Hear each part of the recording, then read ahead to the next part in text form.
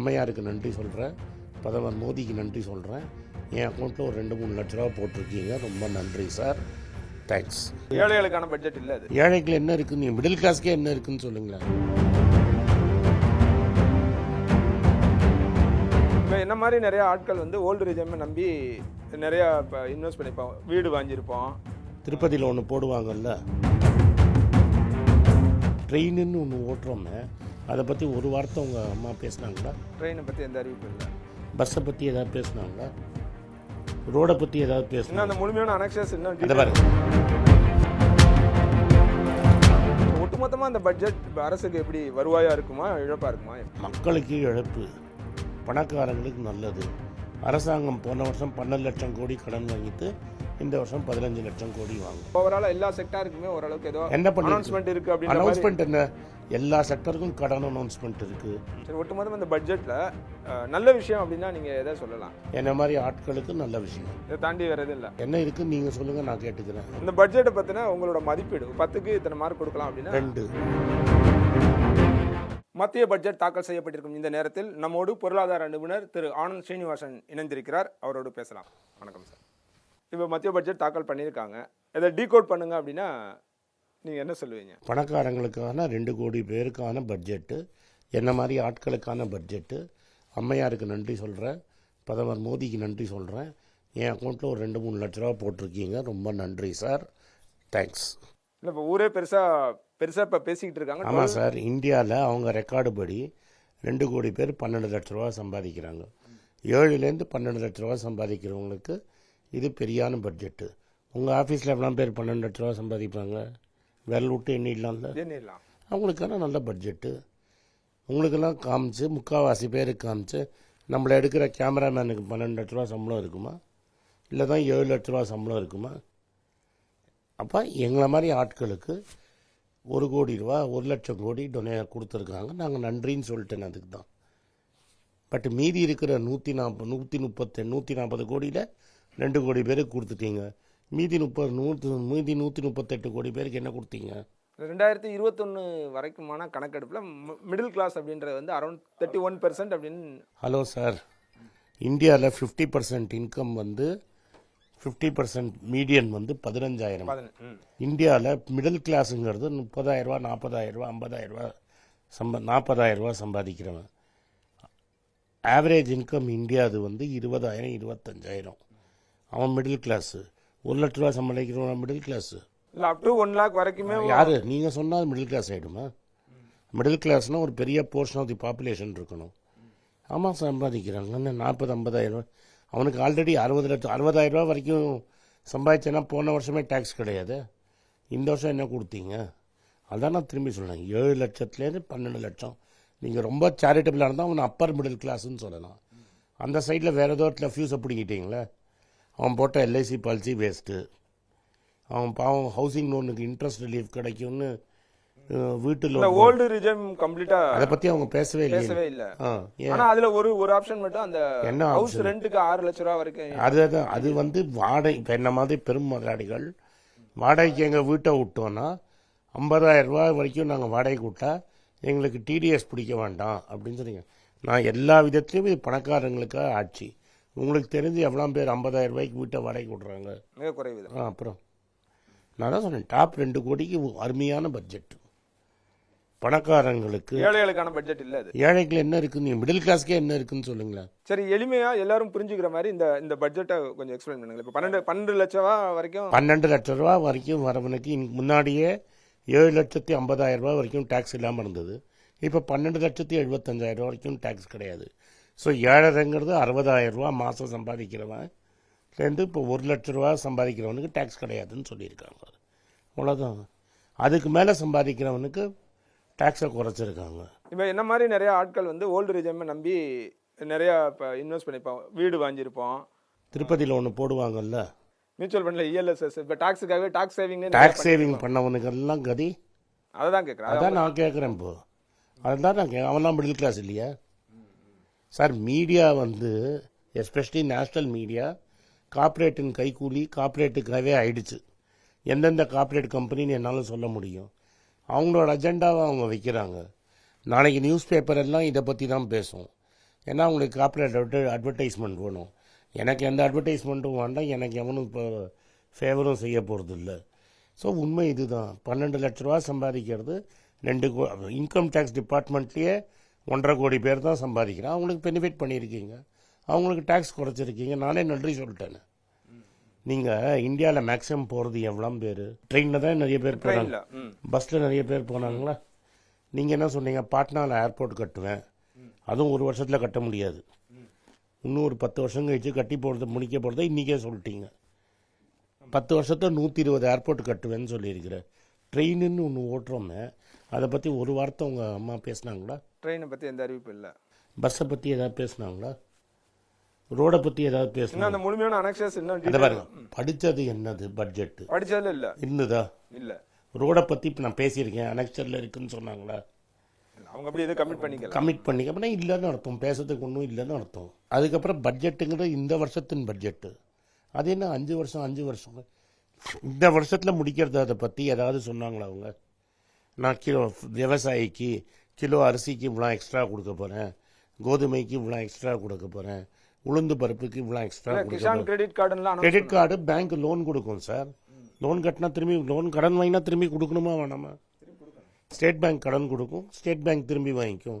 அதில் இப்போ கவர்மெண்ட் என்ன கொடுக்குது? வட்டியை கவர்மெண்ட் ஏற்றுக்கிறதுனா நான் அதை சொல்லுங்கள். கிசான் கிரெடிட் கார்டில் 10 லட்ச ரூபாய் வரைக்கும் வட்டி கிடையாது, வட்டியை நான் கொடுக்க போகிறேன்னு சொல்லுங்கள்.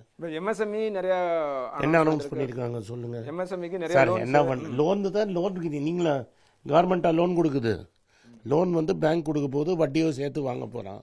நீங்கள் என்ன சார் கொடுத்தீங்க? அதுதானே பட்ஜெட்டு. வரவு செலவு இதுதானே பட்ஜெட்டு. வரவு செலவு விட்டு கடன் கொடுப்பானா? நீ எதுக்கு பட்ஜெட்டில் சொல்கிற? அது பேங்க் மேனேஜர் சொல்லட்டுமே, ஸ்கீமில் கடன் கொடுப்பான்னு. ஸோ ஒட்டுமொத்தமாக அந்த பட்ஜெட் அரசுக்கு எப்படி வருவாயாக இருக்குமா இழப்பாக இருக்குமா? மக்களுக்கு இழப்பு, பணக்காரங்களுக்கு நல்லது. அரசாங்கம் போன வருஷம் 12 லட்சம் கோடி கடன் வாங்கிட்டு இந்த வருஷம் 15 லட்சம் கோடி வாங்கும். ஒரு எக்கனாமிக்ஸாக பொருளாதார வல்லுநராக உங்களோட பார்வையில் இப்போ நீங்கள் என்ன சஜஸ்ட் பண்ணுவீங்க? இந்த 1 லட்சம் கோடி கொடுத்தாங்கல்ல, அதானே கொடுக்கறதுக்கு இருந்தது. பணக்காரங்க என்ன மாதிரி ஆளுக்கு கொடுத்தீங்க? அதை வந்து இன்றைக்கே நீங்கள் என்ன பண்ணியிருக்கலாம்? எக்ஸைஸ் டியூட்டியை குறைச்சிருக்கலாம், பெட்ரோலில் டீசலில் எக்ஸைஸ் டியூட்டி குறைச்சிருக்கலாம், சிலிண்டர் விலையை குறைச்சிருக்கலாம். ஏன் குறைக்க முடியும்னு ஏன் சொல்கிறேன்னா, நம்ம பிரதமருக்கு ரொம்ப நெருங்கியமாக இருக்கிற ஒருத்தர் பேர் ரிலையன்ஸ், கல்யாணத்துலாம் போயிட்டு வந்தார். நம்ம போய்ஸ் கார்டன் போய் அங்கே டான்ஸ்லாம் ஆடிட்டு வந்தார். அவர் பெட்ரோல் 3 ரூபா கம்மியாக கொடுக்குறாரு, 5 ரூபா கம்மியாக கொடுக்குறாரு. டீசலை வந்து 10 ரூபா பல்கில் 10 ரூபா கம்மியாக கொடுக்குறாரு. அப்போ ஏன் அரசாங்கம் கொடுக்கக்கூடாது? சரி, பெட்ரோல் டீசல்னாலும் அதுவுமே வந்து வெறுமனே புவருக்கு மட்டும் கிடையாது இல்லையா? அது பற்றி இருக்காங்க. ஓலா ஓட்டுறவன் மிடில் கிளாஸா? ஊபர் ஓட்டுறவன் மிடில் கிளாஸா? லைட்டாக பெட்ரோல் டிவிஎஸ் ஓட்டுறவன் மிடில் கிளாஸா? இல்லை, மெஜாரிட்டியாக ஏழை தானே. ஆமாம், ஏழைகள் மெஜாரிட்டியாக. அவன் கடன் வாங்கி தானே கடன் வாங்கின அவனுக்கு ஒன்றும் இல்லையே. இந்த முதல்ல அவனுக்கு தானே போய் சேரும். ஒரு ஊபர் ஓட்டுறவனுக்கு ஒரு நாளைக்கு 150 ரூபா கிடைக்கும். நீங்கள் விலை குறைச்சிருந்தீங்கன்னா ஒரு நாளைக்கு 150 ரூபா கிடைச்சா அவன் வீட்டுக்கு எடுத்துன்னு போவானா இல்லை செலவு பண்ணுவானா? அதை செலவு பண்ணால் உங்கள் கன்சம்ஷன் க்ரோ ஆகும், எக்கானமி க்ரோ ஆகும். எனக்கும் கிடைக்கும், அவனுக்கும் கிடைக்கும், அட்லீஸ்ட் சமமாக கிடைக்கும். எனக்கும் ஆனந்த் ஸ்ரீனிவாசன் பணக்கார முதலைக்கும் கிடைக்கும், ஏழைக்கும் கிடைக்கும். இப்போ நீங்கள் என்ன பண்ணுறீங்க? ஆனந்த் ஸ்ரீனிவாசனுக்கு மட்டும் கொடுத்துட்டு ஏழைக்கு ஒன்றும் கொடுக்கலையே. ஆனால் பொதுவாக ஒரு என்ன கொடுத்துருக்காங்க சொல்லுங்கள். பொது புத்தியாக இல்லை வெளிப்படையாக பார்க்கும்போது ஓவராலாக எல்லா செக்டாருக்குமே ஓரளவுக்கு ஏதோ என்ன பண்ண அனௌன்ஸ்மெண்ட் இருக்குது. அப்படி அனௌன்ஸ்மெண்ட் என்ன? எல்லா செக்டருக்கும் கடன் அனௌன்ஸ்மெண்ட் இருக்குது, எல்லா செக்டருக்கும் 5 வருஷ திட்டம் இருக்குது. ரயில்வே பற்றி பேசலை, ரோடை பற்றி பேசலை, பவரை பற்றி பேசலை. பவரில் என்ன சொல்லியிருக்காங்க? இன்ஃப்ராஸ்ட்ரக்சருக்கு ஸ்டேட் கவர்மெண்ட் இது கொடுக்கல. இன்ஃப்ராஸ்ட்ரக்சருக்கு கடன் கவர்மெண்ட் ஸ்டேட் கவர்மெண்ட்டுக்கு கடன் கொடுப்போம். அந்த கடன் வாங்கினா அவங்க ஒழுங்காக இருந்தாங்கன்னா வேற எங்கேயும் கடன் வாங்கக்கூடாதுன்னு உடான் ஸ்கீமை சொல்லியிருக்காங்க. வேற என்ன சொல்லியிருக்காங்க? இ வெஹிக்கிள் இது பண்ணுறாங்க. என்ன பண்ணுற? இ வெஹிக்கிளுக்கு நீங்கள் கார் வாங்கினா சப்சிடி, அந்த சப்சிடி தான் கேன்சல் ஆகிடுச்சு. இப்போ காருக்கு சப்சிடின்னு சொன்னாங்களே. இல்லை, அப்புறம் நீங்கள் ஏதாவது இப்போது ஸ்கூட்டர் வாங்கினா சப்சிடின்னு சொன்னாங்களா? அப்புறம் அந்த மாதிரி அனௌன்ஸ்மெண்ட் இல்லை. பேட்டரி பண்ணுறவனுக்கு மிஷின் வந்து கம்மியாக கடை கொடுக்குறோன்னு யாருக்கு? நீங்கள் நானும் பேட்டரி பண்ணுற கம்பெனி அனுப்ப முடியுமா? நாமளாம் பெரிய பணக்காரன் கிடையாது. அதான் நீங்கள் பெரிய பணக்காரங்களுக்கு செஞ்சுருக்கீங்கன்னு நானே ஒத்துக்கிறேன். இது ஒட்டுமொத்தமாக பணக்காரருக்கான பட்ஜெட் தான். நான் சொல்கிறேன், அம்மா சொன்னது அப்படி தான் இருக்குது. இது வரைக்கும் அனெக்ஸ்டரை படிக்கிறதுக்கு எனக்கு 2 நாள் ஆகும். இது வரைக்கும் பார்த்தா இதுதான் இருக்குது. ஸ்டாக் மார்க்கெட்டும் அதுதான் சொல்லுது. காலத்தில் உச்சத்தில் இருந்தது. பட்ஜெட் முடிஞ்சு பேசினோடனே பொத்துன்னு கீழே விழுந்துருச்சு. இப்போ வரும் நாட்களில் இப்போ இந்த மியூச்சுவல் ஃபண்ட்ஸு இல்லை ஸ்டாக்லக்கான இன்வெஸ்ட்மெண்ட் எப்படி இருக்கும்? இப்போ இந்த நியூ ரிஜம்க்கு எல்லாம் மாறுறாங்க அப்படின்னா டாக்ஸ் சேவிங்னு இஎல்எஸ்எஸ் யாருமே படம் போக மாட்டாங்க. எல்ஐசிக்கு தலையில் தோப்பா. எல்ஐசி ஏஜென்ட்டுக்கு கஷ்டம். எல்ஐசி ஏஜென்ட்டு, எல்ஐசி கம்பெனி, எல்ஐசியில் இன்வெஸ்ட் பண்ணவங்களுக்கு பெரிய கஷ்டம். சரி, ஒட்டுமொத்தமாக இந்த பட்ஜெட்டில் நல்ல விஷயம் அப்படின்னா நீங்கள் எதை சொல்லலாம்? எனக்கு 2 லட்ச ரூபா கொடுத்தது எனக்கு சந்தோஷம். என்ன மாதிரி ஆட்களுக்கு நல்ல விஷயம். இதை தாண்டி வேறு எதுவும் இல்லை. என்ன இருக்குன்னு நீங்கள் சொல்லுங்கள், நான் கேட்டுக்கிறேன். உங்கள்கிட்ட நான் தெரிஞ்சு கற்றுக்கிறேன். இந்த பட்ஜெட்டை பற்றின உங்களோட மதிப்பீடு 10க்கு இத்தனை மார்க் கொடுக்கலாம் அப்படின்னா 2. வெறும் 2 தானா? அதே எனக்கு கொடுத்ததுனால 2 போட்டேன். இல்லாட்டா 5 வருஷம் ஸ்கீமுக்கு நான் எதுக்கு சார்? அனெக்ஸ்டர் இன்னும் படிக்கலை. எல்லாமே 5 வருஷம் ஸ்கீமு. பாட்னாவில் மதுரையில் எய்ம்ஸ் எவ்வளோ பட்ஜெட்டுக்கு முன்னாடி சொன்னாங்க? அது இப்போ வரைக்கும் வந்த மாதிரி இல்லை. கல் நாட்டிட்டாங்களா இல்லையா? இப்போது அதோட தான் நிற்குது. அப்புறம் அதுதான் இப்போ பாட்னா ஏர்போர்ட்டும். பாட்னால இந்த கிரீன்ஃபீல்டு ஏர்போர்ட்னு சொல்கிறத பரந்தூர் ஏர்போர்ட் எவ்வளோ நாள் கழிச்சு வரும்னு நினைக்கிறீங்க? அதுக்கப்புறம் இன்னொரு ஏவன்னு அவருக்கு ஒரு ஃப்ரெண்டு இருப்பார். எல்லா ஏர்போர்ட்டையும் கொடுத்த மாதிரி அவர் கொடுத்துருவாங்க. அப்புறம் வேற ஒன்றும் சொல்லிக்கிற மாதிரி இந்த பட்ஜெட்டில் எதுவும் எல்லாம் இருந்தால் நான் தெரிஞ்சுக்கிறேன். எனக்கு சொல்லுங்களேன். இல்லை, விமனுக்கு ஃபோக்கஸ். இப்போ அதான் பணக்காரங்களுக்கு நீங்கள் என்ன வேணால் பண்ணுங்கள் சார். ட்ரெயின் யார் போகிறேன்? ஏழை எதில் போகிறேன்? பட்ஜெட் தாக்கல் பண்ணுறதுக்கு முன்னால் ஒரு அமைச்சரவை கூட்டம் நடந்தது. அதில் மோடி பேசின வந்த தகவல் என்ன? மோடி பேசினார், மற்றவங்களாம் கேட்பாங்க.